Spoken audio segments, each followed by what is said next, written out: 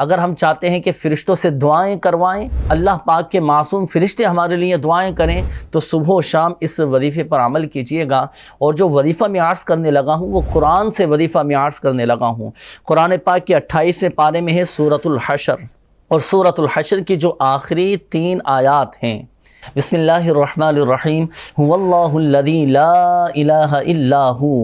عالم الغیب والشہادۃ هو الرحمن الرحیم، هو اللہ الذی لا الہ الا هو الملک القدوس السلام المؤمن المہیمن العزیز الجبار المتکبر سبحان اللہ عما یشرکون، هو اللہ الخالق البارئ المصور له الاسماء الحسنى یسبح له ما فی السماوات والارض وهو عزیز الحکیم۔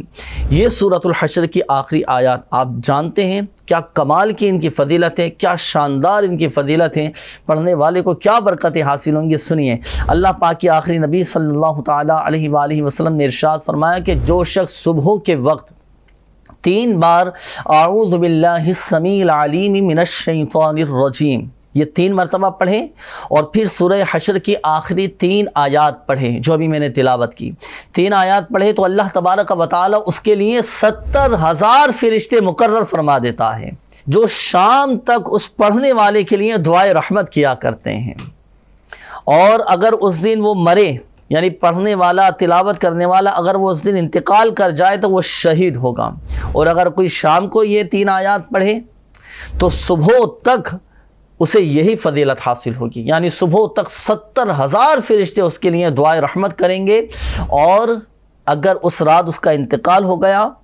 تو وہ شہید ہوگا۔ تو ناظرین، ہم اپنے معمولات میں شامل کریں صبح و شام سورہ حشر کی آخری 3 آیات، اور یہ اللہ توفیق دے تو ہم زبانی یاد کر لیں، اور صبح و شام 3 مرتبہ یہ پڑھ لیا کریں، اول اور آخر درود پاک کے ساتھ۔ اللہ کی رحمت سے یہ فضیلتیں ہمیں حاصل ہوں گی، اور اللہ کے معصوم فرشتے ہمارے لیے